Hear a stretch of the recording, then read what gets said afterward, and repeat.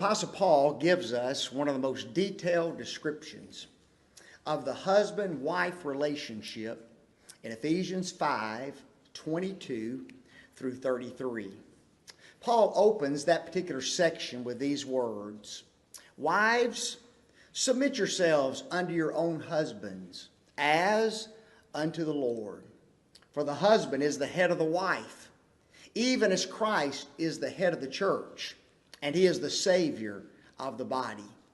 Therefore, as the church is subject unto Christ, so let the wives be unto their own husbands in everything. Husbands, love your wives, even as Christ loved the church and gave himself for it." In those 4 verses, the Apostle Paul makes something known about the husband-wife relationship that is very interesting. He says that that relationship is supposed to resemble the relationship that exists between Christ, his bride, the church. Notice some of the words that he uses. As unto the Lord, even as Christ. As the church, so let. And then also, even as Christ.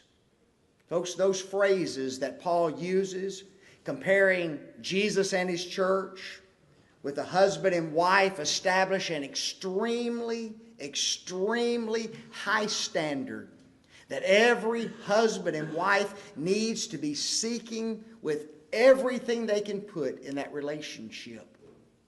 Although the relationship involves 2 human beings, those 2 human beings should seek to be like unto the divine.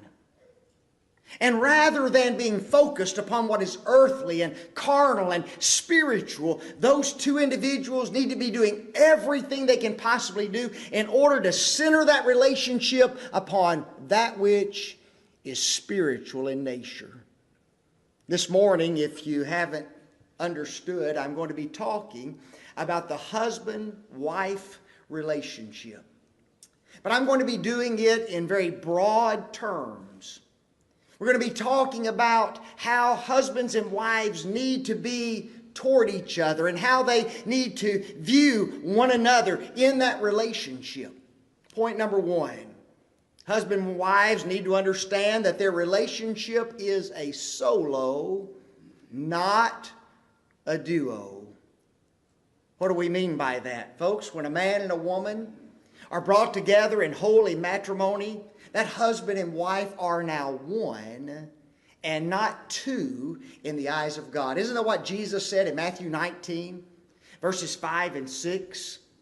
And said, "For this cause shall a man leave his father and his mother, and shall cleave unto his wife, and they twain shall be one flesh. Wherefore they are no more twain, but one flesh."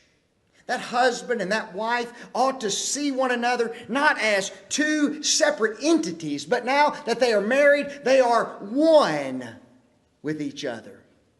Now, I'll grant you that viewing the relationship like that is not an easy task, because there are many things that cause us to be 2, aren't there? Take, for instance, each one of us has our own personalities. Just because we got at the altar and said, "I do," doesn't mean that we became identical human beings. Also, each one of us has our own interests and our own desires. Kathleen loves the Hallmark Channel, and I'll suffer through it. But it's not just a favorite of mine. It's not that bad sometimes. But you see, we have different interests. I like Law and Order, and she can't hardly stand it. You know, "Oh, you're watching that Law and Order stuff again." But you see, we're 2 different people. Also, we each have our own personal goals, don't we? Kathleen's involved in nursing, and she's in the medical field, and here I am preaching. Although they're similar in nature, they're 2 totally opposite professions. You see, we have different personal goals as well. Oftentimes when individuals come together, especially in our huge society the way it is now, we're a global society, are we not? Individuals will marry individuals from different cultures, and all of a sudden they find out that they have these extremely divergent worldviews. that they have to deal with one another. And there are many things in our society that tries to drive a wedge between husbands and wives. Notice some of the things: children, work schedules, friends, hobbies and recreations, and sin itself, isn't there? You see, all of these things cause us to be two totally different individuals, and yet when we come together in marriage, Jesus says, "Wherefore ye are no more twain, but one flesh." You see, we've got to seek not to be two, but one. We now become one in heart. We become one, especially in our spiritual interest, or at least we should be. Notice too, we're one in our approach to family. We're one when it comes to our dreams and to our desires. We're one in our labors together. And notice we are supposed to be one in our destination. And when I talk about destination, I'm talking about our spiritual destination. Ultimately, don't both individuals want to go to the same place? Don't both individuals want to find themselves in that heavenly abode in the hereafter? One in our destination. So point number one, husbands and wives are solos. They are not duos. Point number two, husbands and wives are supposed to be friends, not enemies. Most men and women date for a long period of time, or at least a few days, before they get married, don't they? I've known a few that, it's even in here, they weren't dating very long, but a lot of times it may be a year, 2 years, 3 years before these two individuals get married, and they've been dating, and during that point in time, they're not husbands and wives, they're just what? They're just best of friends, aren't they? And just because these two individuals come together in a marriage relationship and become husbands and wives does not mean that all of a sudden they throw the friendship out the door. They're supposed to continue to be friends with one another. We see an example of that, don't we, in Jonathan and David's relationship. I'm not saying that they were married to one another. They were not. But there was a time when these two men were just friends. Today, David is going to slay Goliath in our Bible class, believe it or not. Not literally. But we're going to be studying about that. And at the close of that, David and Jonathan become very close friends. And David enters into the home of Saul. And eventually Saul promotes him to be one of the captains in his army. And Jonathan also is a leader in that army. Folks, just because they now have similar roles in the army doesn't mean that they cease to be friends, does it? You see, after David was promoted, they remained friends, and now they were also fellow soldiers. Just because two individuals come together in a marriage relationship does not mean that their friendship is now over. Oh no, now they are what? Husbands and wives, but they are also best of friends. But what's the opposite of a friend? Because the opposite of friendship is an enemy, isn't it? I'm going to go through a few points about the desires of enemies. And as I go through this, I don't want you to be thinking about somebody out there in the world who might be your enemy.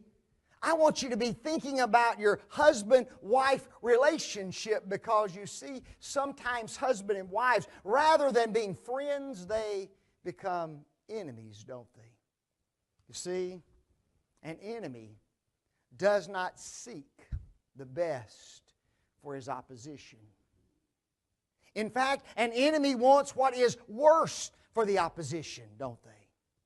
And they'll do everything they possibly can in order to make the worst transpire. Notice, secondly, an enemy loves to point out the flaws and the faults of his opposition. Sadly, in our society, we have two political systems that war against one another, don't they? And those two particular systems are constantly noting the flaws and the weaknesses and the bad things about one another. Why? Because they are enemies of one another. That's why. Sadly, sometimes in marital relationships, we highlight flaws and we highlight weaknesses instead of the strengths and the positives, because we view that individual as an enemy. Oftentimes an enemy seeks to make the life of his opposition just as miserable as he possibly can. And lastly, an enemy plots and also rejoices in the downfall of his opponent.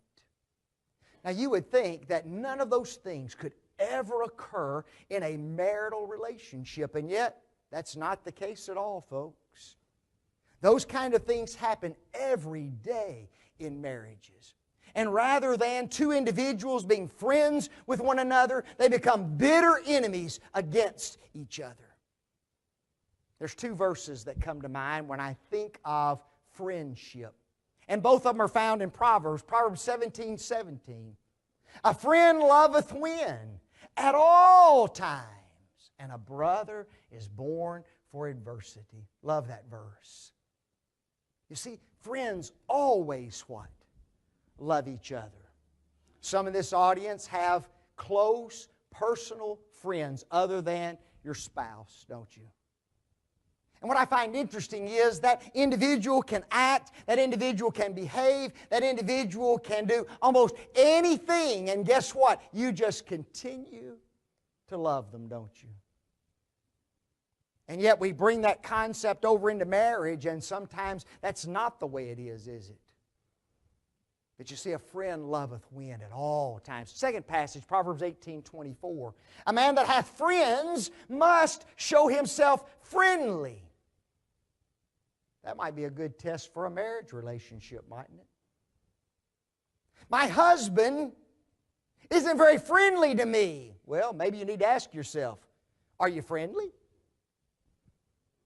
A man that hath friends must show himself what? Friendly. Notice the second part of that. And there is a friend that sticketh closer than a brother.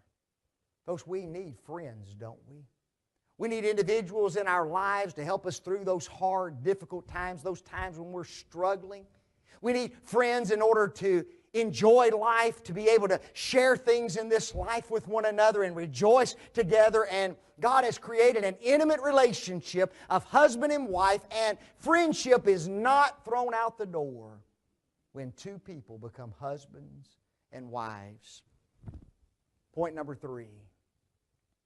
Husbands and wives need to be encouragers of one another and not discouragers. What is an encourager? Folks, an encourager is a person who exhorts another individual to be the very best individual he can possibly be. That's an encourager, isn't it? When husbands and wives look at one another, what do they need to be looking at? Folks, not for faults, not for flaws, not for everything that's imperfect and wrong. You can always find that. That's discouraging. Here's what we need to find. We need to find the potential, don't we? You see, all of us have within us an unbelievable amount of potential. And if someone will tap that, if someone will push that and drive that, you and I can become unbelievable individuals. We just need somebody to see it. And notice this. Encourage them to use it. Don't tell that individual, oh no, you're not going to do that. That doesn't help that individual at all. This person has abilities and talents. Inspire that individual to use those talents, use those abilities to be the best individual he can possibly be. Note this. A person who encourages, supports, and uplifts even when the person fails. Here you are, you're trying to get this person to be the best they can be. They go along for so long, so well, and all of a sudden, something happens and they fail. They mess up. Guess what? We're there as the encouragers to catch them. We're there to help them. We're there to encourage them to push forward. And notice, an encourager never, ever lets that person quit. I want you to be the very best that you can possibly be. Notice, in marriage, though, it's always easy to become a discourager rather than be an encourager. Do you know that? You see, to be an encourager, it takes sacrifice sometime on my part. I know that I've got to do some things that I might not want to do. I'm going to have to let this individual have time, have money, have whatever in order to excel, and I might not get a few things at that point in time. Notice also, you may have to take the back burner. But I've got goals, I've got plans, I've got dreams that I want to accomplish. So does your mate. And maybe sometimes you need to step back and take the back burner and let that individual excel. You see, that's not easy to do. You have to be positive in the face of adversity. It doesn't matter what the individual is striving to achieve. There's always going to be some setback. There's always going to be adversity. There's always going to be some difficulties. And guess what? You can't get discouraged. You can't get down. You've got to be the one that remains positive in the hard times. That's not easy to do. And lastly, you may get the brunt of anger and negativity from your spouse. You know that? It seems like it is always easiest to be mean and hateful and negative toward the person we love the most. Maybe it's because we think at least that person will not reject me. And when an individual is striving to do things and things aren't happening as fast as he wants them to, there's difficulties, there's setbacks, that individual gets angry, gets upset, and guess who takes the brunt of that? The person who's trying to encourage them the most. And folks, at that time, it's not time to become a discourager. It's at that time that you just continue to promote, continue to push and uplift to the best of your ability. All husbands and wives need to become Barnabases one of another. We're introduced to Barnabas in Acts the 4th chapter. Verse 26, we read about his name. It begins with Barnabas, then the text says, which being interpreted is Son of Consolation. If there was ever a man in Scripture who could encourage others, guess who it was? It was Barnabas. It was Barnabas who encouraged Paul, did he not? After Paul had become a Christian. Paul goes to Jerusalem, and there he is, the very one who used to persecute Christians. Now he's wanting to associate with Christians. Who was standing beside him? It was Barnabas who was encouraging him to the elders of the church at Jerusalem. Do you remember old John Mark? I might be upset with a John Mark just like Paul was. Go on that first missionary journey, get to a difficult spot in the journey, and guess what? He just turns back and quits. Folks, if you read the account, Paul suffered some major difficulties and struggles and persecutions, even being stoned on that first missionary journey. And John Mark had turned back. When it came time for the second journey, guess what? Paul said, oh no. And who was standing right beside John Mark? It was Barnabas, who wanted to take John Mark with them the second time. You see, an encourager. Yes, he messed up. Yes, he turned back. Let's take him again. I see something in this young man. Let's do all that we possibly can to make him what I know he can be. And guess who was right? Barnabas was. Later on in the life of Paul, he's writing to Timothy and he tells him, and take John Mark, for he is now profitable unto me for the ministry.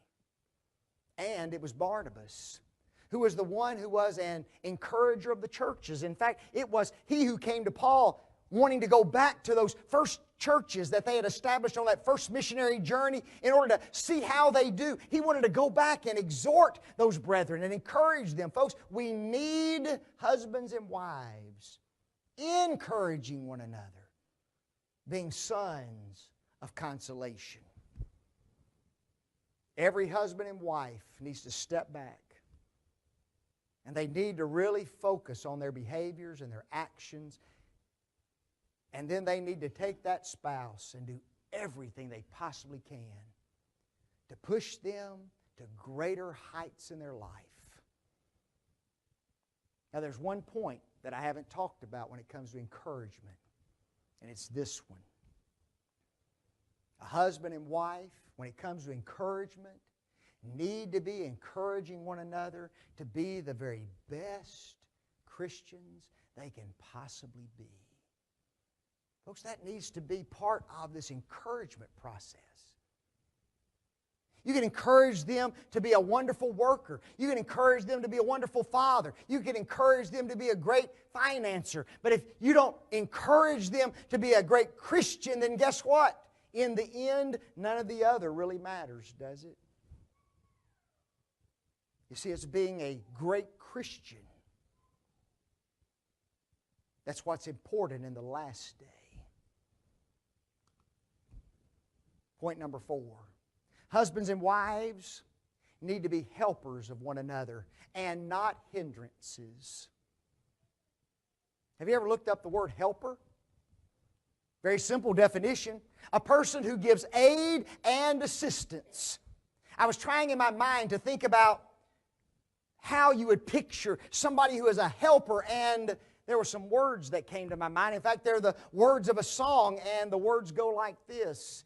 He is the wind beneath my wings. Folks, isn't that what a helper is? Yes, helper is someone who gets underneath another person and does everything they possibly can in order to make that individual soar like an eagle. That's a helper. But what's a hindrance? Definition of hindrance. One who causes delay, one who causes interruption, one who causes difficulty. A person who impedes, a person who stops. That's a hindrance. And guess what? They are likened unto wind as well. Aren't they? An individual who is a hindrance is not the wind beneath a person's wings. He is like a tornado who wreaks havoc in the life of another person. Folks, that's not what husbands and wives need in their relationships. So the question that we ask is this: how? How do husbands and wives help each other? Oh man, I bet you if I were to send out a list and ask you to put 10 or 20 things on there, we'd have about 5 million things by the end of this lesson, wouldn't we? So I can't give them all, but here's a few. Folks, how do you help your spouse? Have a good attitude. Wake up on the right side of the bed. If you didn't, go back to bed. And get up on the other side. How about this next one? Have some positive words. Folks, the world isn't all negative, is it? And especially it shouldn't be negative in our households. It ought to be at least positive there.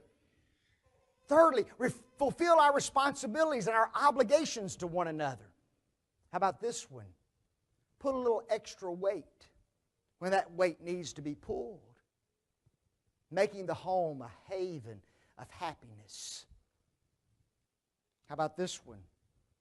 Seek to fulfill goals and seek to fulfill the dreams that each one of you have. It may be vacations. It may be looking toward retirement. It may be being with grandchildren. Whatever it is, folks, whatever the dreams are, help one another to fulfill those dreams. And lastly, you help each other by encouraging one another in your spiritual walk. If you don't do that one, nothing else really matters. Now here's something couples need to understand. Helping will not always be a 50-50 relationship. You know that? And you hear that all the time when it comes to marital counseling. Well, I just have to do everything. Well, guess what? Sometimes you'll have to give 80%. And your spouse is only giving about 20%, if you're lucky. And that may go on for a long period of time, and you're scratching your noggin at your head, and you're wondering, what in the world is going on? But you see, there are times in that relationship that, guess what?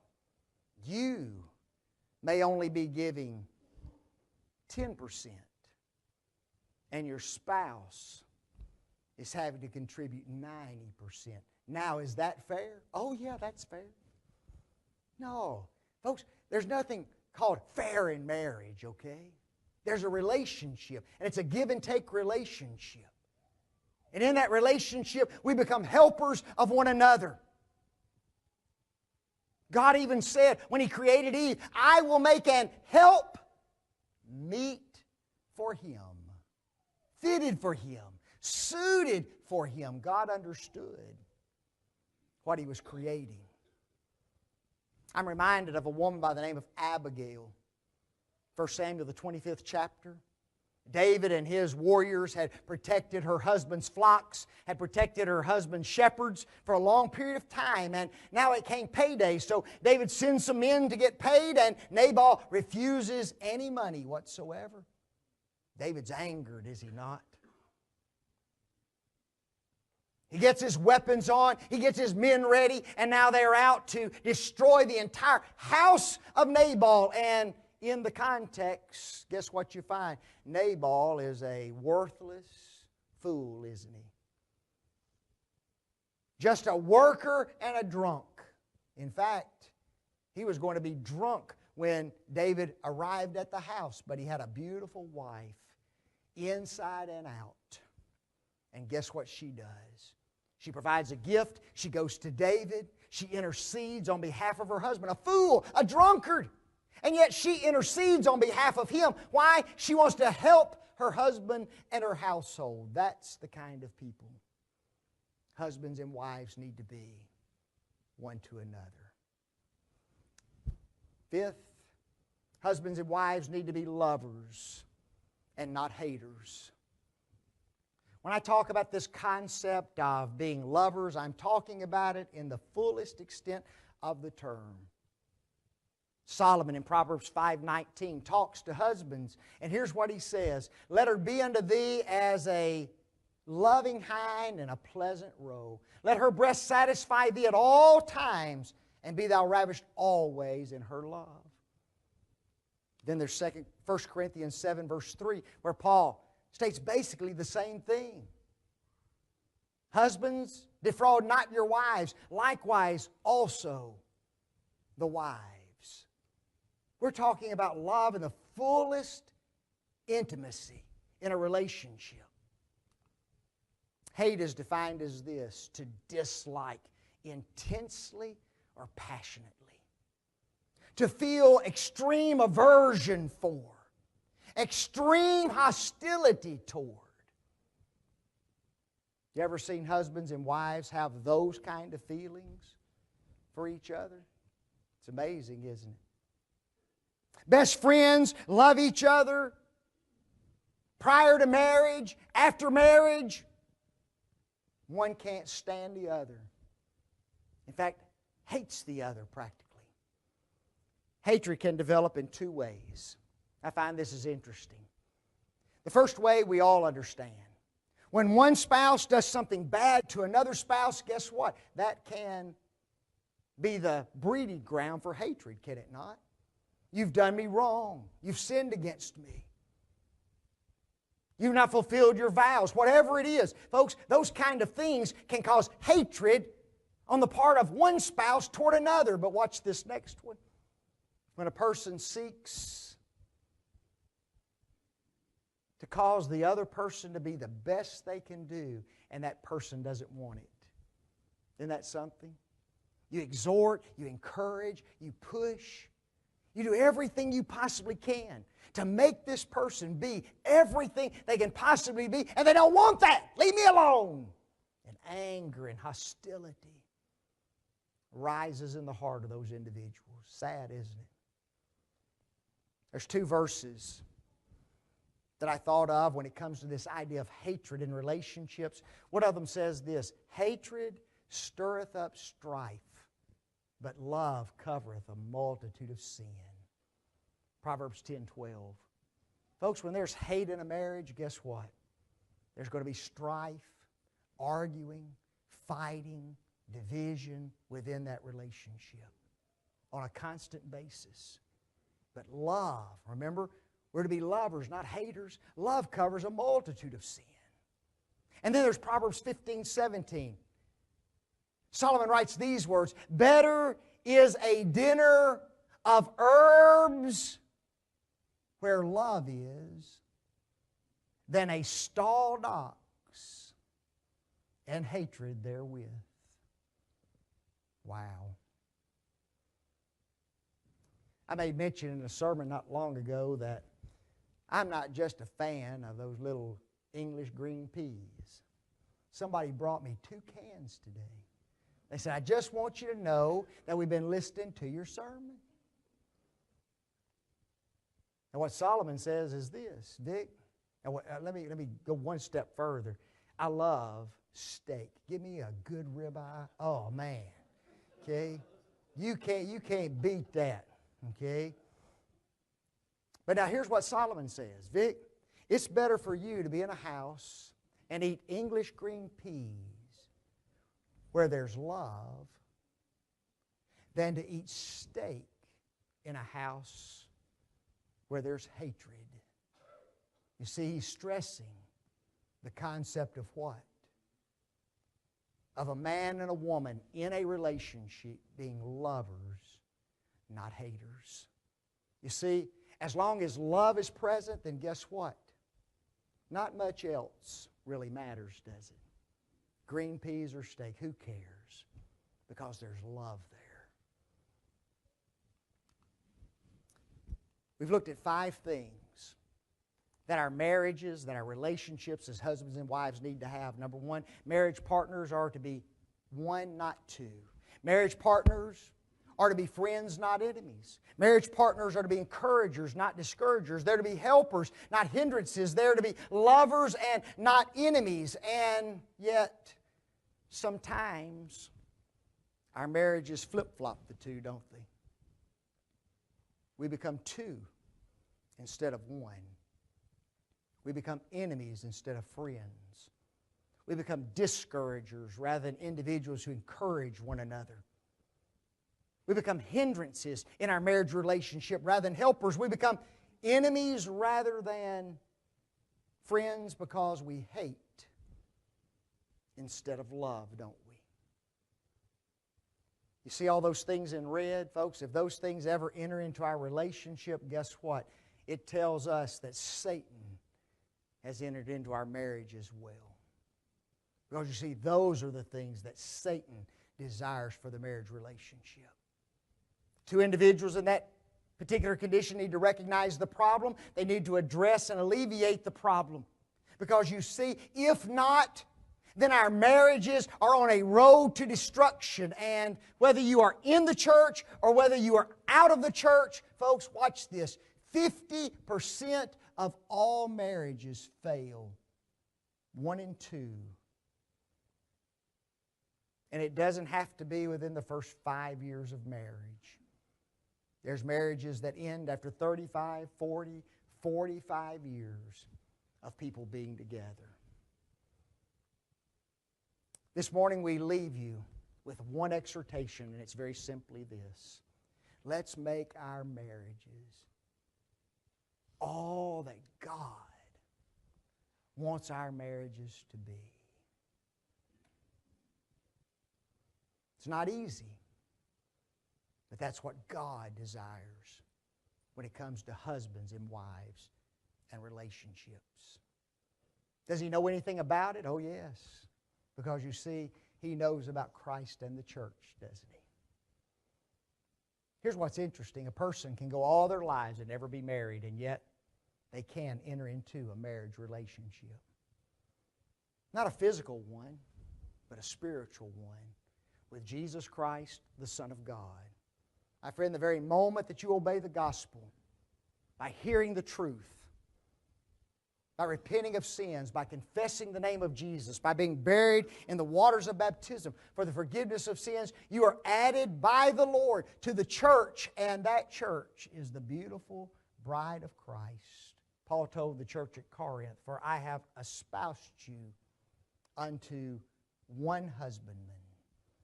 You see, you and I, as members of the church, are marrying the bridegroom, Jesus Christ, the Son of God.